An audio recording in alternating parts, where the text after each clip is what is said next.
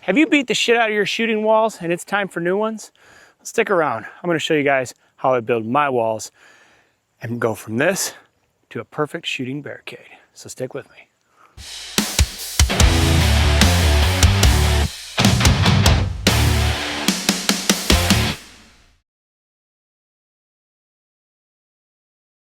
What's up guys, welcome back to Range Logic. On today's episode, we're gonna go through everything you need to build shooting range, barricades, walls for USPSA, IDPA, or just having fun in your own backyard. So a couple videos ago, I showed you guys how I make my rubber targets. So now we're gonna go through everything that we need to build these walls. As you saw in the intro there, my walls have seen better days. I accidentally drove over them with the skid steer in the winter and crushed them. So what better time to build new ones than to show you guys what I use and how I do them. I think it's not necessarily unique. If you've ever been to a shooting competition, they're extremely similar. But I think they're very nice, somewhat compact, and honestly pretty durable unless you drive over them with a skid steer. So I got everything we need in the bed of the truck here. So as I unload it, I'm just gonna kind of go over the contents. If I remember, we will put the contents in a list. If not, hit me with a comment and let me know if you have any questions about anything we go over today. So first thing, we got several furring strips, or I just took a table saw and zipped down some 2x4s. These are 1/2 inch. So I just set the table saw to 1/2 inch, ran several 2x4s through. I pre-measured these because I've made these walls before. So these measurements, we'll go over them a little bit later, but it'll all kind of make sense. So either way, you're gonna need a bunch of furring strips. You could just get them in 8-footers, or you could get them in like 4 and 6-footers, whatever you want, whatever works best for you, depending on your situation. If you have a table saw, obviously just cutting up some 2x4s is gonna be your best and cheapest option. Especially like myself, I work in construction, so there's a plethora of 2x4s, so I just grabbed some scrap ones off the floor, ran them through the table saw, and we're good to go. So, furring strips, check. Next up, a bunch of 2x2s, or again, I just ran some 2x through a table saw. So I set these to 1.5 inches, which would technically be a 2x2, and these are 6 feet. So I have a ton of 6 foot tall 2x2s. So we got those. And again, I did them all at 6 feet because that's the sizes that I want my walls to be built at. You guys would be able to adjust that, and I'll show you where those adjustments could be made if you want to make longer walls or even taller walls. Personally, I'm not over 6 feet, so a 6 foot wall is perfect. Trying to keep it, budget friendly, but also usable and movable. If I'm out here by myself and I need to move a 10-foot wide wall, that's a pain in the butt. Whereas a 6 foot wall, it's a lot easier to move around. So next thing, wood related, we have a bunch of, now I just use 3/4 because this is kind of a structural part of these walls. So you want to make sure it's pretty strong. So this is 3/4 plywood, actual plywood, not OSB. And they are 6x6 squares. And we just got a bunch of them. So this one was a pretty easy one. I just set up a sheet of plywood, 6-inch rips, and then 6 inches the other way. Not a huge deal. Takes a little bit of time, but when you do it, like I did mine, all this wood has been cut for over a year. When I first built the walls, I just cut up a bunch and then I've just left it. So when they break, I can just grab another 2x4, replace them and fix them. So that's kind of my thought process with it. So we'll get these unloaded. All right, so that is it for lumber. So honestly, if you were gonna build one wall, you're looking at, if you bought, let's say you bought 6 foot length 2x4s, you're gonna be 5 2x4s. 5 2x4s, and you could honestly get one of those 2x2 square pieces of plywood from Home Depot and then do your grid pattern to cut your 6-inch squares. So I don't think that's too bad as far as price. I mean, I don't know, they're $5 to $7 a board. So you might be looking at 30 to 40 bucks a wall-ish, give or take. But if this is something that you're doing and you're trying to practice it, naturally, if you're building a wall, you probably have property already, so you might shoot more frequently. To me, it's something that's totally worth it. This is just a roll of snow fence, nothing special. This is extra from the last time I made walls. You know, I don't know, it's a couple bucks for whatever footage. So we'll need that. And then we have some miscellaneous 2-inch PVC and a couple 2-inch PVC Ys. These are for the actual, the feet of this. So I have some pieces up here. I don't know if I have anything to cut the PVC with, but I will show you guys how I make them regardless, and then I'll show you guys one of my finished products so you guys can see them. So just some 2-inch PVC.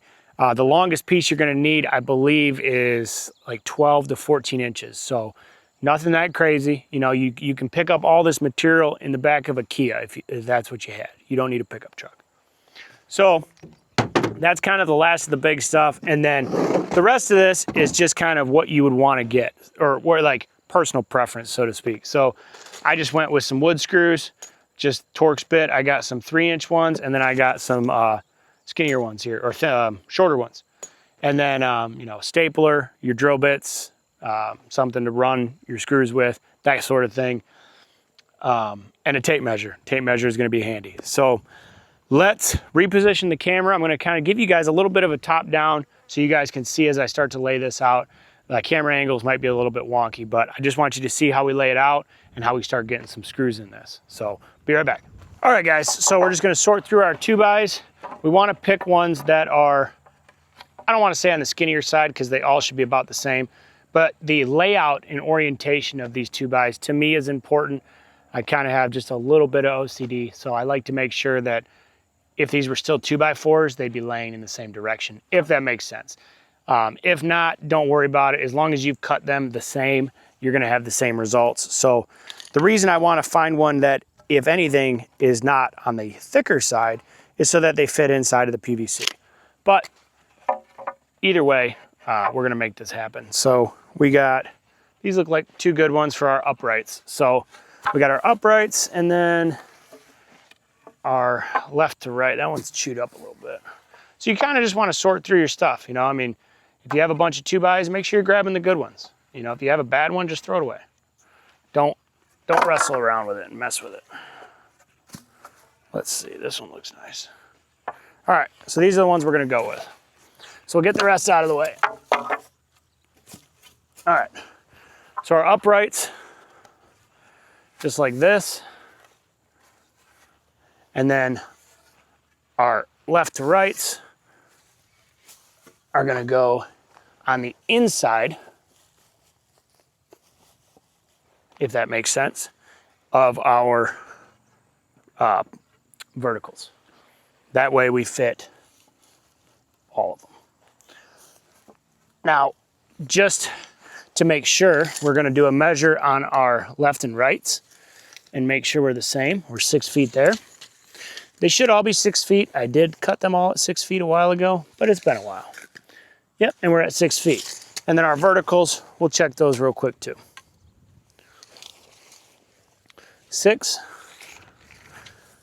and 6, perfect. So now you want to take into account the height of whatever fencing you're using, the snow fencing or mesh or even drop cloths. You could use anything. So our fencing, I believe, is 4 feet. We'll confirm that. Then you're gonna take and measure 4 feet down, and you're gonna make a mark, and that's where your bottom piece is gonna go. That way you'll catch all of your snow fencing within the opening. So let me double check my snow fence, and then we'll be right back. I'll bring you guys in here a little bit better so you guys can really see how I fit these together, and then we'll get them screwed up. All right, so this is what I wanted to show you guys. This is the top. So I don't have it where the top is above my vertical. This is my vertical, this is the top. I want it on the side, okay? So all I did for my snow fencing, I measured from this top all the way down, and I made a mark here at 4 feet. So now we move our lower horizontal piece to be right there at 4 feet, and then we'll run a screw in here. Now I'm only gonna run one 3-inch screw. Try not to overkill it because you might split that wood. Also, because we're adding in those 6x6 braces, the screws themselves, like one is gonna be sufficient. This is just kind of holding it until we get that final bracing on. Plus there's gonna be quite a bit of other screws going into this wood and stuff like that. So we don't want to split it. You could at this step also pre-drill. I have done that before. Unfortunately, I left my my actual drill at work, so I just have my impact. So we're just going to run it with one 3-inch screw, and we got that lined up right at our 4 foot. I'm going to start the screw in advance, so I get the screw started. Now it'll be nice and easy. Make sure, pro tip, you know, hold far enough back in case that screw decides to go at a weird angle. You don't want to run it into your hand. So.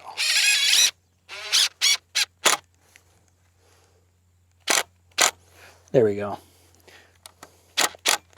And we run it in there pretty good. I don't really sink them in there too far because you are going into the end of the grain. I have had a couple where, you know, you're tightening, and then it just starts spinning because you're going into the grain. You're not going against it. You're going with it. So those threads can start to blow that wood out inside of there.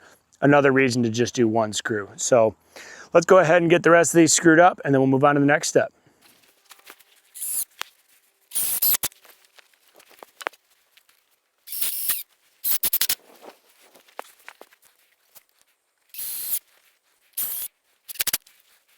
All right, so now we got all those screwed in, one screw just in each corner, so it's still super wobbly, so I wouldn't recommend picking it up. So next thing, before we flip this over, we're gonna go ahead and add our 6x6 squares to each corner. Now, you could definitely like do a fancier cut on these and all that kind of thing. To me, they're shooting walls, and that is not 6x6. They're shooting walls, so they're not that important, guys. You know, we're going to shoot them, we're going to break them, we're going to drive over them with a skid steer. So we're going to be replacing them in a couple years anyway. So don't spend too much time trying to make this thing look like the Mona Lisa. It's going to get destroyed. You're leaving it outside.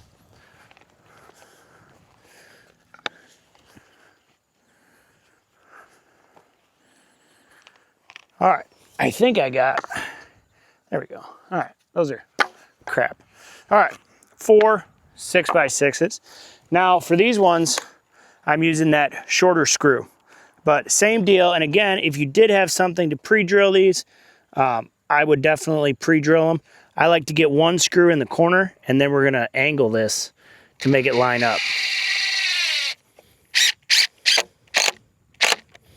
So we got one screw, and now you just kind of feel it and make sure you're squared up to one side, and then we'll bring the other side down.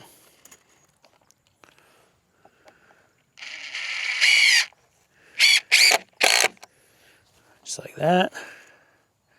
And then bring it up to square it right there. As long as you're happy with it, run your screw in.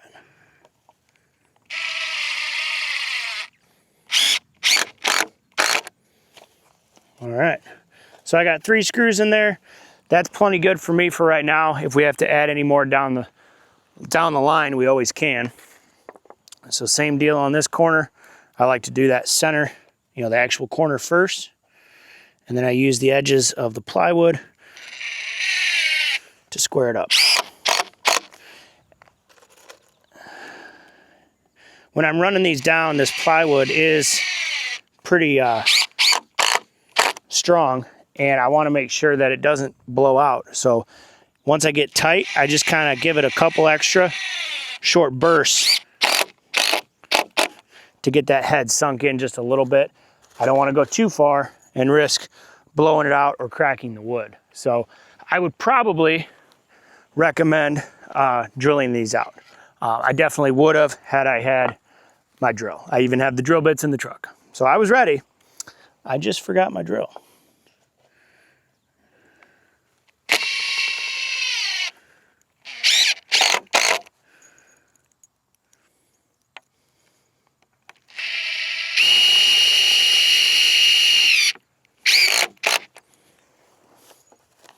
Whatever you do, don't lose your screws in the same area that you drive your vehicle in. Probably not recommended.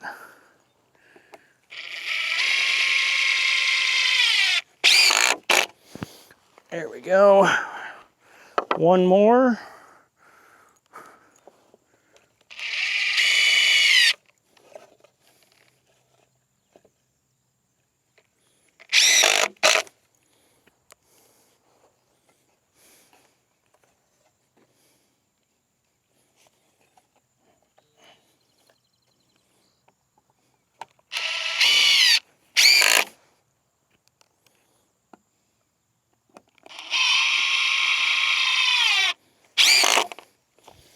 All right, we got our bracing on, we got our uprights on. Now it's time to flip this puppy over and get the netting on. All right, so for the mesh here, mesh, tarp, drop cloth, whatever you want to use, is what I like to do is you just get it, and again, kind of OCD, so I try to line up the lines. You're gonna just screw down your first furring strip, and that's gonna start your clamping process. So we'll go ahead and zip a couple screws in here.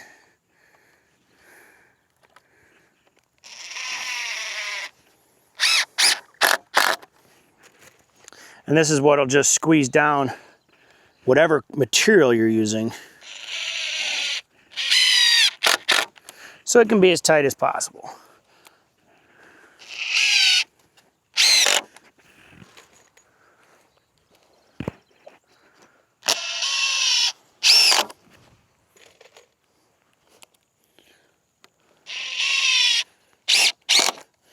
There we go. Now it's nice and secure, it's not going anywhere, and now we're gonna work our way this way, pulling it tight and getting the top on.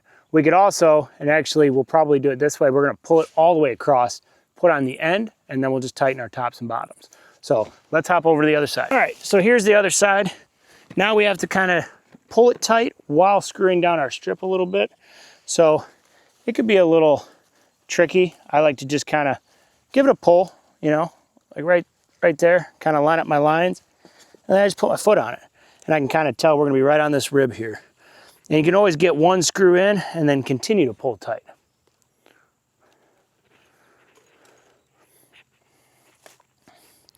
Get my screw started on the stick, and then I kind of give it a tug, get it to where I want it to be.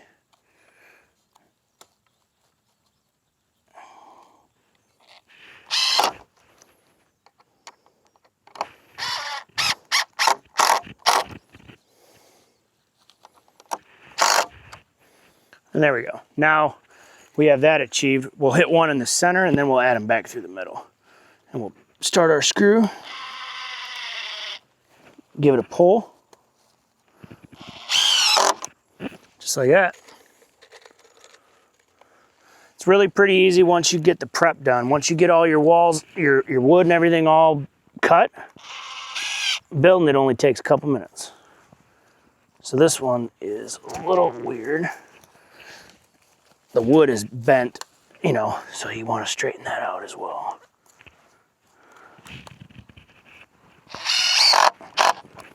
There we go. And now we'll add in some in-betweens, and feel free to pull the center to the level of tightness that you want.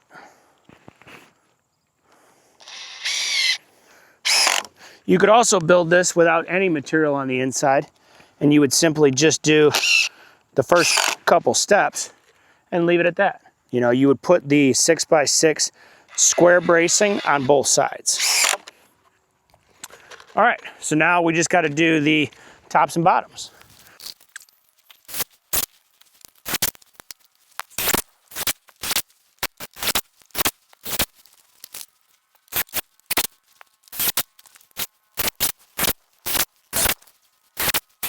All right, guys, so that is pretty much the total wall structure. We got the fabric or netting, whatever you want to use, and then we have our trim and our bracing and everything complete. So the last and only other step is however you want to mount this to the ground.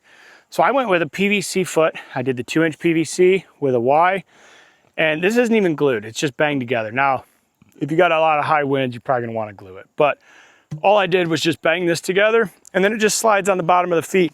And this is where I was talking about wanting to make sure that the inside edge of your uprights is at least or no more than 1.5 inches.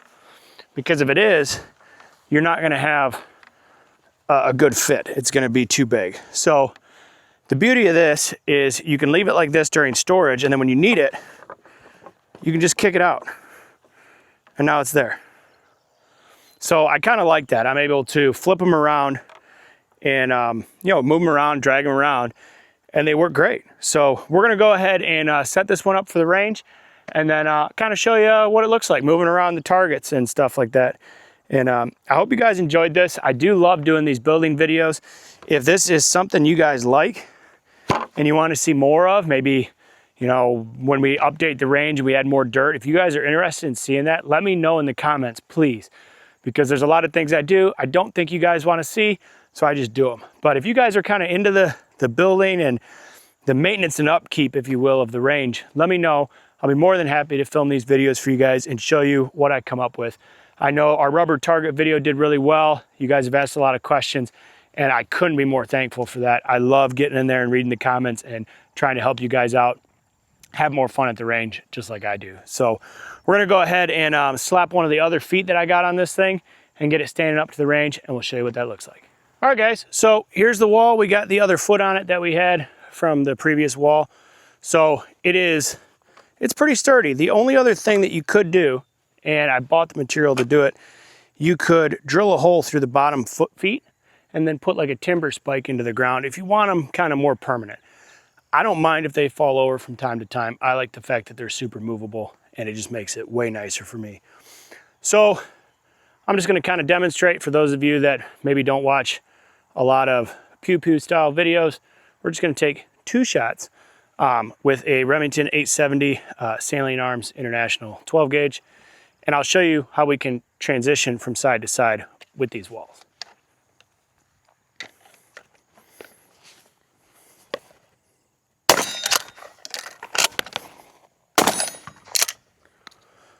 So that's kind of the basis of it. I know most of you guys probably already know how a barricade wall works, but for those of you that don't, now you do. Hopefully that did not scare anyone away, but if you're watching my channel, you probably already like guns. So that is the wall. I have a couple more to make because I drove over all of them. It was devastating. We had like a foot of snow, and I got the skid steer back here so I could do some videos driving back and then just crush. So that's my bad. So things happen, but we can rebuild it. So like I said, I think total invested, like if you went to like Lowe's, if you didn't even use scrap lumber, I mean, let's say you can find, because you only need 6-foot 2x4s, maybe $5 each. We needed 4, so that's 24 bucks. Yeah, I mean, probably $30 total per wall. Again, I don't think that's too bad if you're into this sort of thing, which means you probably already have some land and stuff like that. So this might be a good opportunity for you to expand your range and make it a little bit cooler. So hopefully you guys enjoyed the video. Thank you guys for stopping by. Thank you guys for getting us to 1,000 subs. Currently, we're already at like almost 1,030. So we just hit 1,000 like last week. So thank you guys so much. I love you guys. Keep watching. Let me know in the comments what you guys think of my wall. What would you guys do different? Or if you have any questions and you need some help to build your own wall, let me know and I'll be back. I'll get back with you as soon as I can. Thank you guys, and don't forget, have a nice day.